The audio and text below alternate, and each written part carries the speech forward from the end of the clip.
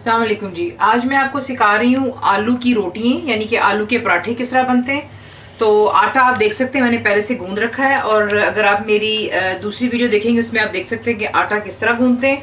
लेकिन जब आप आलू के पराठे बनाते हैं तो इसके लिए आपको आटे में थोड़ा नमक डालना पड़ता है, तो वो आप अपने जायके के मुताबिक नमक उसमें ऐड कर सकते हैं, ठीक है जी।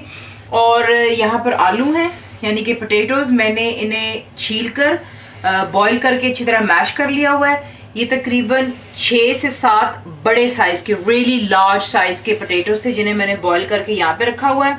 मसाले आपको दिखा देती हूँ। This is 1 teaspoon of salt यानी नमक, 1 टीस्पून ऑफ कोरिएंडर, ये साबुत है यानी कि धनिया। यहाँ पे 1 टीस्पून ऑफ जीरा है, cumin seeds, 1 teaspoon of red chilli powder यानी कि लाल मिर्चें, और ये सब आपने हीपफुल डालना है।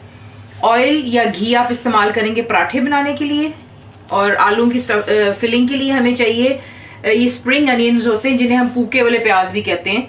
तो जैसे स्प्रिंग अनियंस, ये आपको 2 अदद चाहिए। स्टॉक के साथ आपने इसको टिल दी एंड काटना है। 2 दरमियाने साइज की आप ले लें। Half a bunch of fresh coriander यानी कि धनिया, हाफ अ बंच ऑफ सोया। ये एक्चुअली इजीली एशियन शॉप से भी मिल जाता है और बड़े सुपर स्टोर से भी मिल जाता है। इसकी खुशबू बहुत ही अच्छी होती है। जब ये पराठे बनते हैं तो पूरे घर में इसकी खुशबू आती है। और तकरीबन आपको 2 से 3 हरी मिर्चें फाइनली चॉप चाहिए। अब हम इन सब चीज़ों को पहले आलू में मिक्स कर लेते हैं। हम पोटैटोज के अंदर में जितने भी हमारी ये सब्जियां हैं ये डाल लेते हैं। उसके साथ ही आप लाल मिर्चें ऐड कर लें। आपको हाथों का यहाँ पे इस्तेमाल करना होगा क्योंकि हमने इसको मिक्स करना है अच्छी तरह। I already wash my hands. तो ये सारी चीज़ें होगी, इसे हम अच्छी तरह मिक्स कर लेते हैं। आप देख सकते हैं कि मैंने 2 दरमियाने साइज के पेड़े ले लिए हुए हैं, ठीक है जी। ये एक जो छोटा बॉल होता है उसका साइज आप बना लें। अगर आप इससे भी छोटे बनाना चाहते हैं तो आपकी मर्जी, लेकिन इससे ज़्यादा छोटे फिर बहुत ही हल्के बनते हैं। आपने छोटी छोटी रोटियां इनको यूं बेल लेना, अबाउट दैट साइज। एक ये आपने बेलनी है और एक ये, ताकि क्योंकि एक के ऊपर हम स्टफिंग करेंगे और दूसरे के साथ में ऊपर इसको हम बंद कर देते हैं। एक और बेल लीजिएगा। उसके बाद नीचे ज़रूर थोड़ा खुश्का हो, वरना ये जो है रोटी चिपक जाती है नीचे। बीच में आप स्टफिंग अपनी डाल लें। अगर आप ज़्यादा पसंद करते हैं तो आप ज़्यादा डाल सकते हैं। हमारे घर में ज़्यादा पसंद की जाती है तो मैं इसको ज़रा थोड़ा ज़्यादा ही डाल रही हूँ बीच में।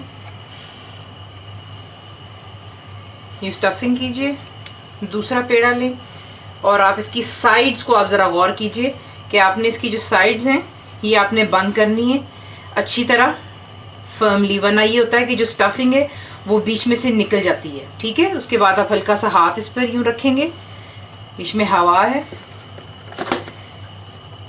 हल्के से दोबारा से जो ड्राई जो खुश्का है फ्लावर्स में डालें, और अब इसको हम बेल लेते हैं हल्के हाथों से।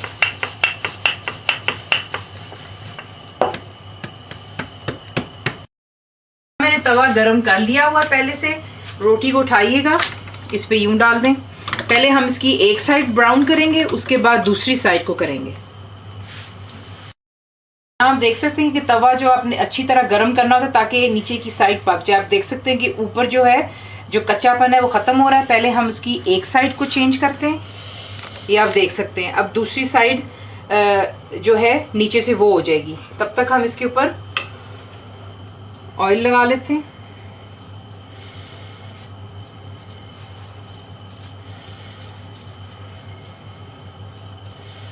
इस तरह आपने ऑयल लगा लेना है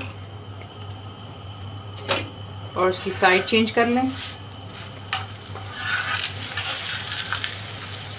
और इसी तरह हम थोड़ा सा ऑयल इस तरफ को लगाएंगे, तब तक जो नीचे ऑयल लगा हुआ है वहाँ से रोटी जो है वो पक जाती है खुद ही। आप देख रहे हैं कि बीच में जो है धुआं सा भी बनना शुरू हो जाता है, और ये जब फूलनी शुरू हो जाती है तो नीचे से रोटी, इसका मतलब है कि पक रही है, यानी कि पराठा हमारा तैयार हो रहा है निचली साइड से। साथ ही आप इसको दोबारा चेंज कर लेंगे ताकि वो नीचे से जले ना। और अब इसको हम सिर्फ 1 आधा मिनट और देंगे ताकि अगली साइड भी जो है अच्छी तरह गोल्डन हो जाए। तो जनाब ये रहा आपका आलू का पराठा, इसको ज़रूर ट्राई कीजिएगा और इसको आप ज़ीरे वाले रायते के साथ खाएं, पुदीने की चटनी के साथ, जिस तरह आपका दिल चाहे। तो ट्राई कीजिए, बताइए आपको कैसा लगा and thank you for watching the video.